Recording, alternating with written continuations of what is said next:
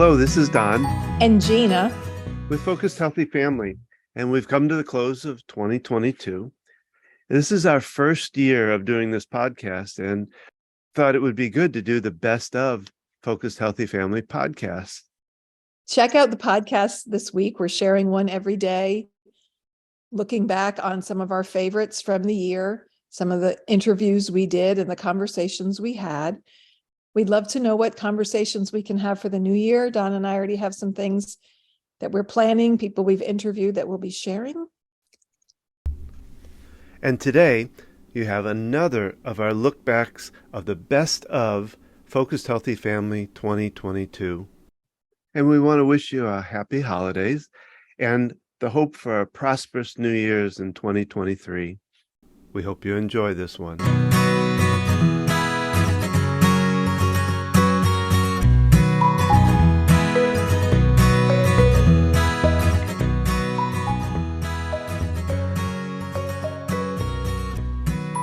In 2019, I was really fortunate to be asked to help chaperone a trip to India. And I was chaperoning a group of, I think, like 5 or 6 really well-behaved, really respectful high school students. So I was very excited because I knew that part of the trip was going to be easy and I'd really be able to enjoy the rest of this experience of India. And I had lived in Asia for a long time. So I was super excited to get back to Asia and like this kind of frenetic, exciting energy that is there, that I find that really appealing. All these students were coming from all over the world to this conference. They were coming and they were all coming to different parts of India and then journeying over like 2 weeks to come together for a conference. So it felt like this kind of magnetism pulling kids from around the world to this one central point. And, already I feel like India is kind of a magical, mystical place. So all of these elements were coming together and I somehow got drawn into this magnetic pull. I didn't even work with high school students at the time. So I felt it felt like serendipity to me. When we arrive at the conference, these Australians had come from Nepal. A bunch of Australian students and teachers had come from Nepal, and they had brought with them, they'd happened to pick up along the way, a yogi, a man who had, he owned, everything he owned, he carried in a small bag, like smaller than my purse. He didn't have a phone. He didn't have an address. Like everything he owned, he carried with him. And so the magic of him being swept up in this magnetic draw was like, that was a lot for me. I'm like, there's something really magical happening here. There's something very serendipitous happening. I need to find out what's going on. How did this guy get pulled into this thousands of students coming around the world conference? And then when I saw him, he was dressed in all white. He had a white beard and he was very casual and confident in himself and really like emanated this kind of joyful relaxation. I was like, I want to get some of that. But I was also kind of scared because I also studied yoga and was like a yoga teacher. And I was like, what if this guy meets me? And he can see right through me. And he's like, oh, Western yoga, nothing, that's not right. So I was kind of scared. And when you're scared of the thing and so it's attracted to you and you're like, I want to avoid it, and then you turn around and it's in your face. That's what happened to me. So on the last day of the conference, I'd successfully just admired this really interesting character from afar, but the last day of the conference there was an awards ceremony, and I just happened to be seated next to this group of Australians and next to this yogi, and his name, surprisingly, was Joseph, which is not the most predictable Indian name that you would think of. But I was seated next to him and we had just a few minutes to talk before the awards ceremony started. And I shared like a little bit of my own journey in yoga and my own like seeking of truth and what is the meaning of life, just the basics. And then he shared, part of his life and his journey. And it felt so good to me to be like coming together, finally meeting this person and having my fears alleviated. And so this program begins and kids are coming up to receive awards. And I lean over to him and I say, hey, Joseph, do you think you're going to receive an award today? Like I'm being kind of a smart aleck. And without missing a beat, he says, I am constantly winning prizes. And I laughed, and I felt just this kind of delight, and this absorbing of his joyful relaxation. Like, wow, everything is a prize. If that's your mindset, I'm constantly winning prizes. Like being drawn to this conference, being drawn at the last meeting to get to sit next to this cool dude that I've been wanting to meet. And like every breath is a prize. Being with your children is a prize. Even the challenging feelings can be a prize if we can feel them and feel our humanity there, And it was like one of the most magical and interesting experiences that I've had and been able to like relay in a way that I think other people can feel it too. So that's my story. I'm constantly winning prizes. Hello, everyone. This is Gina and Don with Focused Healthy Family. This is podcast number 19. Today, we are talking with Adrienne Johnson about conscious parenting. But before we get into it, let's hear a word from our sponsor.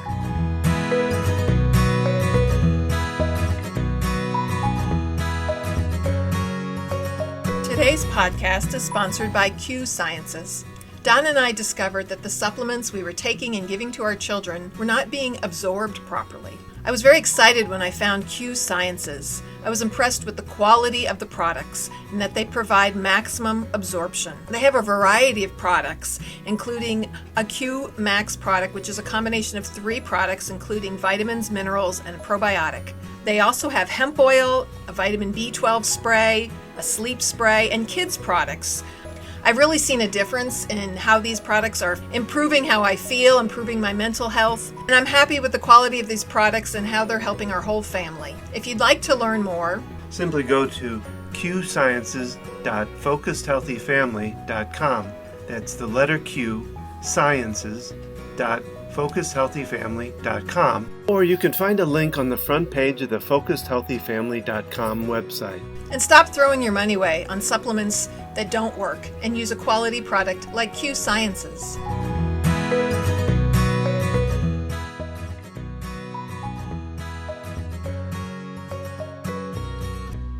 And we're back.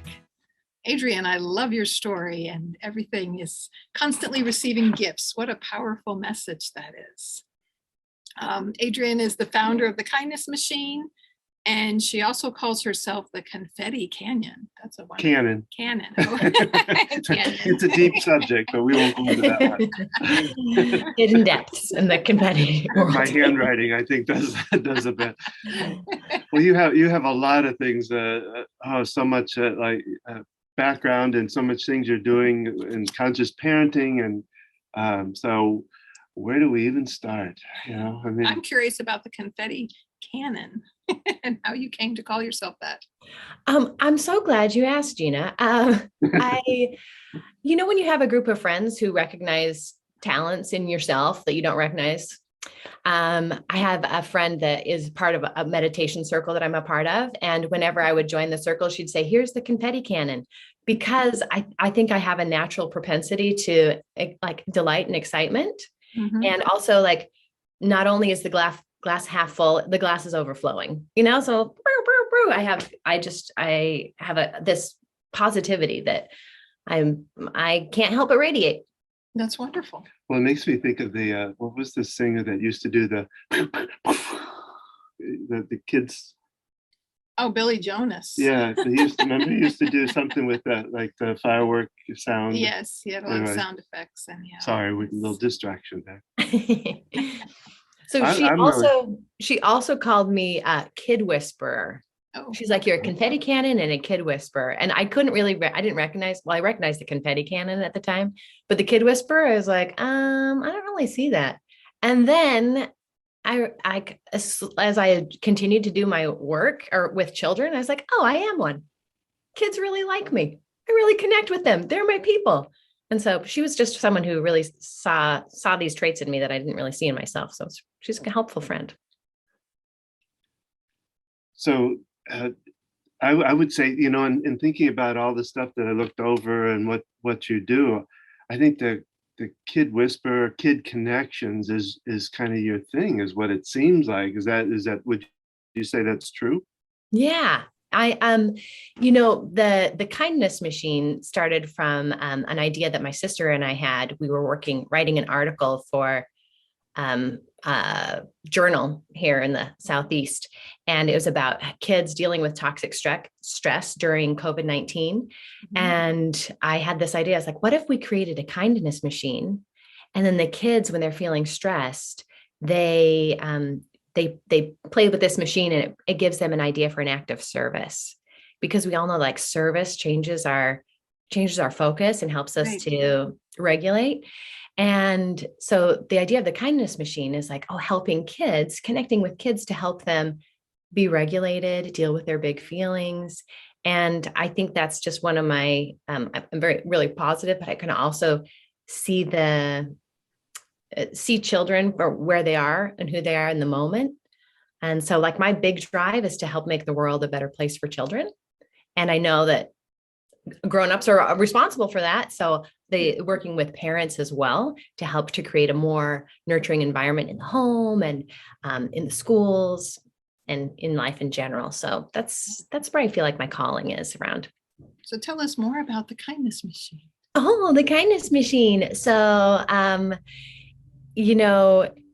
it's not a physical machine. It is. I mean, I have a prototype of it. And when I create videos for kids about dealing with emotions, then we use the kindness machine and we play with different parts on it. And it gives suggestions for things like breathing exercises or like gratitude practices or those kinds of things that help kids to regulate. Mm-hmm. So that I make videos for kids that are just on my YouTube channel, on my website. And that's just like for free to help kids to learn how to be in the world, because this is a tricky place. And then that's just my umbrella for my conscious parenting business as well. Okay. I imagined it as they step into this kindness machine, like almost like a time machine in a way, and they come back out smiling, and their whole thing has changed for them. But I was kind of curious, being that your past was librarian. With what's going on right now with the books, all this stuff about the books being restricted, how libraries and librarians kind of fit into the this age that we have right now. I don't know if you want to that was your past. I don't know if that's something you do now, but just some thoughts on that. I don't know. I don't know if you noticed, I'm drinking out of my banned books mug. Oh, cool. How fitting. Yeah, I didn't. Yeah. Well, all through history, people have wanted to control information. So, and they wanted to tell people, don't look at this information. This is dangerous. Don't look at this. This won't bring you happiness and joy, And so I think of librarians as the protectors or stewards of the information. Like we are the holders of it. We direct people to it. And also it's really important for us to be able to help people to look critically at that information, not just take everything in, like we used to say, like, you can't trust everything in a newspaper or something, but just because it's printed doesn't mean you have to trust it. So part of my role, I felt as a librarian working with children, was to teach critical thinking skills, mm-hmm. so that they could see, does this information match what I already think and believe? And if not, do I need to change my belief, or do I need to look for more information to figure out what is my truth and who can I trust? It's really about learning to trust your own self and your thinking. So that's really what I would focus on, is a lot of critical thinking skills and research skills that would help kids to learn to deal with misinformation and information in conflict, and learn to read and trust what they are reading. That's powerful, because that's a skill that kids need in so many areas of their life as they grow up, critically thinking, being able to analyze any information that's coming at them, things they're being told at school, at work, all kinds of encounters, and to make their own decisions on things. So you tie that into your practice, I would imagine, help it. I guess tell us a little bit about like what you do because you do coaching, family coaching, parent coaching, I think is what your Yes. your kindness machine is about. So tell us a little bit more about what you do when you're working with families. Yeah. Well, a lot of folks come to me because they, recognize that the practices that they have with their kids, a lot of people are like, oh, I'm doing the same thing that my parent did to me. They're like, I want to do it differently. I want to do it better. Or people come to me because they're like, I don't know what to do with my child. My child is having dysregulated periods and throwing rocks instead of following directions and doing things that they don't personally know how to deal with because, we're just grown-ups and we become parents and there's very little training other than what our parents did for us. So what I do with parents in coaching is I actually have a 12-week training program that we talk about neuroscience and we talk about emotional intelligence and we learn and practice nonviolent communication. And we really look a lot at generational patterns so that the grownups can get to the root of their own feelings in reaction to what the children are doing so that they can let go of the stories that have kind of held them captive in the past. And they can allow for their children to experience their own lives without their parents putting on their own generational cycles. So that's just, that's just it. That's all. Pretty simple. No, not a big deal. Yeah, it's a common theme I've heard in some other podcasts lately, this whole idea of changing, generational parenting, and that we don't often realize. We may say, I'm going to do it different than my parents, but we really don't know what that looks like. And in moments of stress and crises and just everyday life, you kind of snap to the automatic responses. Well, I hear what gets me is that I'll hear my mom's voice come out of me. I was like, oh my gosh, where did that come from? The other thing I'm kind of curious now, being that you work with families here, what do you see the different? You've worked international with I take it also with families, being that you're a librarian overseas. What kind of differences do you see in family patterns, things like that, with compared to, say, like you worked in China? What do you see the difference? That's a great question. I feel like my time in China, like family relationships, our families know how to push our buttons because they install them, right? So that is a constant. And the expectations around what families do for each other is different culturally. Mm-hmm. Like how kids show up for parents in old age and how grown-ups show up for kids in the younger years are kind of different. Like I think about my experience in China with a lot of immigrants, people who had worked in the countryside, moving to the cities, and their children were at home with their grandparents. Mm-hmm. And so they kind of skipped a generation, like the grandparents were parenting the grandkids, so it's a little more complicated than, because it's not just the same way that we think about, cultural relationships between parents and children. But the emotional intelligence parts is constant. Right. If someone is treated in a, fierce or harsh way, right, that is what is regurgitated. So that is the constant among all the human family. Right. Yeah, I would imagine you're seeing the similarities even among the different cultures. We have a background of a dog lapping up water behind us here, so wondering if that's coming across, but yeah, looking at, seeing the difference in different cultures and realizing that there's so much similarities.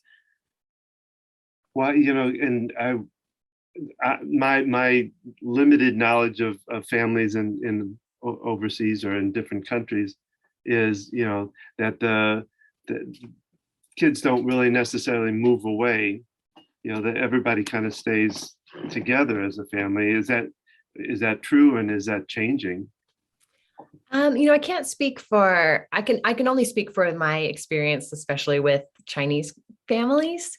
And that is that my colleagues who were my same age still lived at home with their parents. And then when my colleague Cece got married, she moved in with her husband's family. Right. So there is a very different idea of independence and what it looks like. I think the American idea of independence and like, once you're 18, you're on your own and you got to go out there and do the hustle and live the adult life. That is like really challenging for young adults, right? Because we know we need to be interdependent, really got to rely on each other. And we've kind of, an American culture, have stripped that away. So I feel like for young adults, I'm saying this because I have two young adults, like that idea of having to be independent is so ingrained, and it's also false. But I can also see the challenges of living with your in-laws or living with your own parents for perpetuity. Like that has its own real challenges there. Yeah. Typical American culture today, you're often don't even live in the proximity of extended family, and yet it adds so many extra challenges. But yeah, it's hard to imagine living with in-laws. Oh, let's not go down that road. No, so it's who's listening. But in your past, there was a really interesting. You called yourself design thinking community strategist, and is that kind of tying into what we're talking about here? What? Tell me. I'm curious about that. Oh, well, this is, I'm trying to bring all of these threads together in my life. Design thinking is like a creative problem solving method that came out of the D school in Stanford. So I trained in that design thinking as a way of helping communities co-create solutions to problems. And so when I was a librarian, I also was on the design team to help to vision the future steps for the school and to help teams learn to vision and solve problems and, redesign spaces and processes and systems to better suit students and families. Families, but also like the community as a whole. So I think that's part of my librarian brain is a systems thinking, but it also brings in lots and lots and lots of empathy. Mm-hmm. So that's kind of the merging of those two pieces of my career past. So how has all these pieces, have you been able to put all the pieces together into your kindness machine, your coaching practice? I think that the skills that come with design thinking, there's a lot of empathetic interviewing, okay. Active listening, holding space for possibility. A lot of times with parents, we get this fixed idea that, oh my gosh, my 15-year-old is still in bed at noon and even when he's 25, he's still going to be in bed at noon. And we kind of get these fixed mindsets around where our kids are. Right. But that kind of opening up to possibility, I have found has been really helpful in my coaching practice. Yeah, I always like the saying, the mind is like cement, all mixed up and set in stone. And I think we get that pretty heavily as parents, because we get set in some ways of doing things that aren't the best ways, but it's what we're comfortable with, and it's hard to change.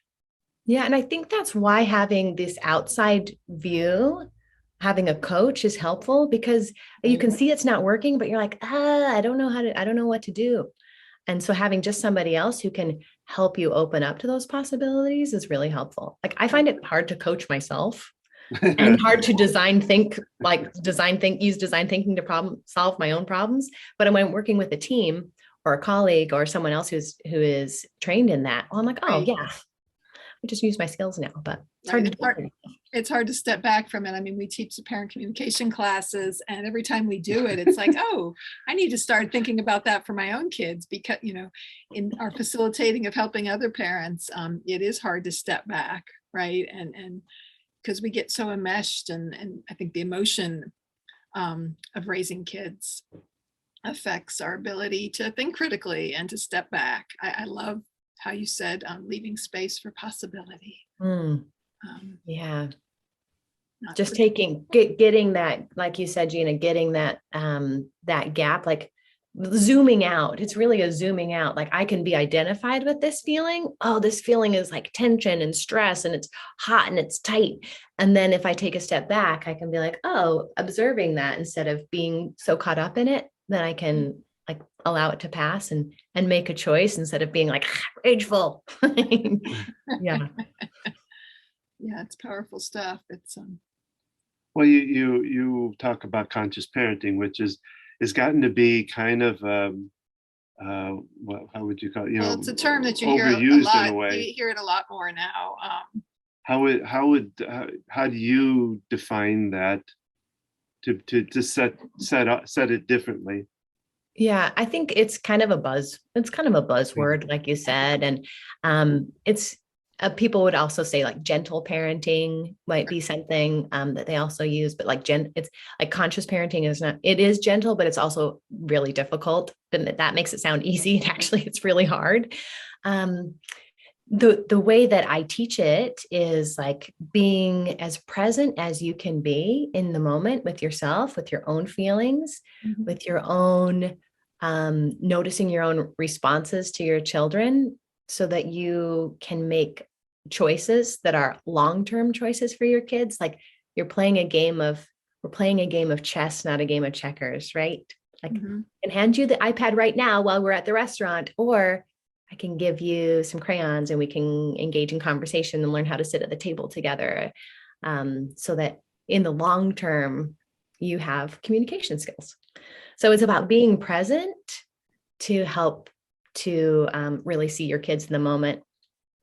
That's the core of what it is I do. That makes a lot of sense. Well, I always define, because I've been doing a mindset talk on my own, and I talk about consciousness, and I always, because to me it's very fluff and stuff when most people think about it kind of in a, I don't know, esoteric way or something, but I like to think about it as tuning in. Tuning into yourself first. Now, in conscious parenting, it means tuning into your parenting style. You're first tuning into yourself, but also tuning into your parenting style, tuning in to what your partner's doing. And because I always love, consciousness and mindfulness to me are pretty similar, and you go to a lot of these what might be considered the mindfulness gurus, and the first step they talk about usually is clear your mind. It's like, oh yeah, there's a good idea. That I can do that like that. No, most of the people I work with, their mind is so full of the negative thoughts, or and their mind is just churning a lot of times. So I talk about tuning in and listening to the messages, listening to the thoughts, to be aware of them, so that you can begin to change them. And I think that's the same thing as parenting. You have to be aware of your parenting. You be aware of where you are, what you're doing. You're being in the moment, but so you can change it. And knowing that, yeah, you make mistakes, but understanding that you can change that. And that a lot of times too, the other thing is the mistakes. Parents, they come to me and they go, I'm just screwing up my kid, because I've made so many mistakes, and the mistakes are really just lessons. If you tune into them and realize that, then you can make up for it. You can do something that'll help them learn. They learn off of these lessons. Right. It's part of the journey, as I like to say. Sorry that I went deep on that. I went off. No, I loved it. But it's consciousness to me. We need to turn it into a real solid thing instead of this kind of a, I don't know, out there kind of nebulous. I totally agree with what you say, Don, about like the first step is noticing. Like that's a big step, because prior to that, our subconscious is running, like, oh, once we can bring it up and see what's happening, we notice it, then we have an opportunity to shift it. But and that's actually what I would teach in libraries too, with kids. I'd be like, first we're going to observe, even if it's just an object. We will observe the object. What do we notice? And then start to get curious. And curiosity is such a huge part too of connecting with our kids and really uncovering what's going on beneath their behaviors that are troubling to us, and what's going on beneath our own behaviors that are troubling to us. So I would totally agree with that. Like the curiosity, the noticing, that helps you to become present and be conscious of your choices that you're making. Yeah, that was beautiful. Thank you for sharing that. I mean, it's in questioning and doubting and, like you say, curiosity, where we begin to change. We don't change if everything's comfortable and everything's good. So yeah, it takes that ability to be able to really poke at yourself and question and wonder about things that make change. Yeah, and I would offer too that we can't change when we're holding ourselves in judgment. Like mom guilt is such a real thing. Like we feel so guilty about every choice and mistake. And as long as we're holding that and being like, well, just messed up those kids so terribly, they'll never turn out, then it's really hard for us to shift into the next realm of possibility. Right. So I totally hear that too. Like it's luckily we don't have forgiveness. We don't have dad guilt. Luckily, I don't have. I just focused on myself there, Dawn. Yeah, dad guilt. It is an interesting point that so much pressure is put on the mom with raising kids. Even though there are lots of dads who are very involved, yet it's kind of like they applaud dads when they're involved with their kids. Like, oh, isn't it wonderful that you're? It's like, but nobody's applauding a mother. Yeah, it's a really interesting paradox here especially, I mean, I'm just going to speak for my view of American culture, that moms are still the ones who are expected to show up and do a majority of the caregiving. And like you said, Gina, when dads do it, it's like, hey, you were amazing. It's challenging for me as a woman and a feminist to be like, oh, I don't know. I really don't agree with that. And I have like a wonderful, boyfriend who shows up in the most beautiful ways for his kids. And still I'm like, I still have trouble with that one. Well, I think it goes back. It's one of those mindsets. It's a pattern that has been established for so long that it's really hard to break. And I think we're slowly putting a few cracks in it, even with what we do, what you do, we're putting some cracks in that to know that either parent can equally be part of this and share in the duties, the lessons, all of that.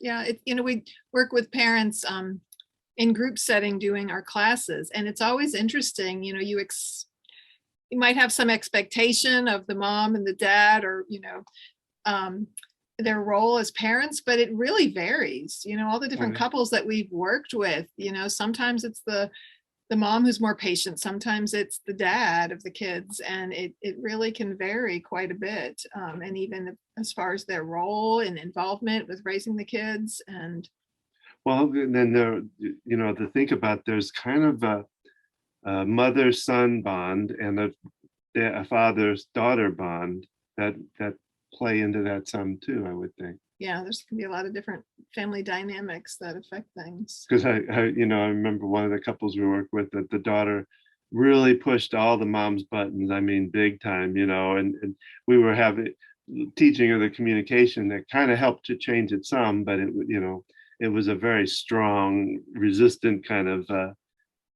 situation for them. So yeah, I'm curious if those two had a lot in common.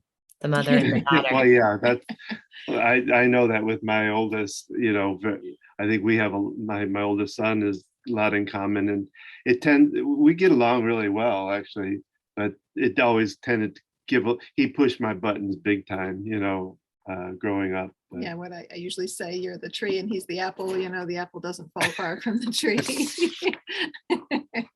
just especially, he's 24 now, especially as an adult, and just really seeing those similarities play out. But it's a matter of paying attention to it. The parents who come to our classes, they're examining, they're realizing what they're doing is not working, so they're willing to step back, and a lot of times they realize, okay, this is more about me than my kid's behavior.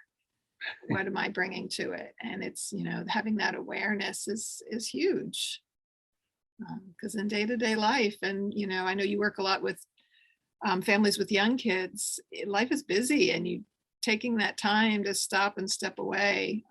I love the whole idea of, being curious about it rather than, oh my God, my child's, what are they doing? Is this, stepping back and seeing that curiosity to examine it. So is there a message you would like to get out in this, based on what your beliefs are with family and all? Is there some message that you like to be able to get out to our audience about what you do, what about families, parenting, any of that? Yeah, I think I'd like to just continue on what Gina is saying, and like being more curious than certain about our kids and ourselves allows us to have some space to shift. And so instead of passing a judgment and being like, oh, he's never going to get it, asking, what is he doing right now? Why is he doing that? Why am I reacting this way? Just instead of saying the statement, asking the question. And the other thing I would say is it's never too late. Like, we still have time. There's still time. Yep. No matter what our ages of our children Yeah, are, it's a relationship, and just any relationship can be healed and changed, and there's always room for growth. Yeah, I always tell the story about one of my oldest clients when I was working at my tapping practice, my EFT practice. She was 72, if I remember right, and just gotten divorced, all this, and expected to move up to Charlotte back from Florida, where her kids lived here in Charlotte, and just expected when she got here, the reason she moved here is because she thought it was going to be this grand reunion with her kids, and they were going to be right there wanting to do stuff with her, go places.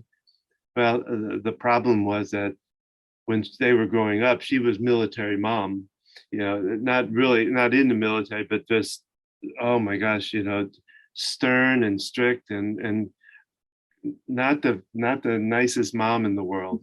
And so her kids drifted away from her and didn't want to have anything to do with her. And she would tell them off before she would tell them she loved them. And so we had to do a lot of work with changing her, and we were able to kind of build back that relationship and get her back kind of talking to the kids, doing things with them. It wasn't perfect and it wasn't completely healed, but it was in a much better place where she could do stuff with them and talk nicely to them. So anyway, it's never too late to get that relationship back and hone it in and make it a good relationship. So tell us how people can learn more about you, Adrienne, and the things you do. Oh yeah, come to my website. It's www.thekindnessmachine.com. Then you can sign up for my newsletter there, and I share events and other offerings there. That's the best place to find me. I'm also on Instagram at the.kindness.machine. But my website is the best spot to find me. And just message me and let's chat. Let's chat about conscious parenting and healing our wounds and moving forward and bigger and brighter possibilities for our families. Right. Well, and I noticed on your site that you do free conscious parenting conversations or talks that anybody can join in on. So that's something to check out your website for that. And Adrienne, we really appreciate this. Was an interesting talk. I love the direction it went. It covered a lot of really good information. So really, thank you so much for being part of this. Yes. It's always wonderful to talk with other people of like minds and just expand on the ideas. So thank you for being here. Thank you so much for having me. You two are magical. I love working with you. Appreciate the opportunity. So that's our podcast for today. We hope you really enjoyed it. We hope you enjoyed talking with Adrienne as much as we did. We'd love to hear from you. Make sure to leave us a comment. If you like what you heard today, you, of course, find out more about Adrienne by going to her site, thekindnessmachine.com. I have to get that right. You can also learn more about us and our coaching program and find out more about our next workshop by going to focusedhealthyfamily.com. You can follow us on Facebook at Focused Healthy Family. And on Instagram, Gina at Focused Healthy Family. And remember, how you speak to your children now shapes their future.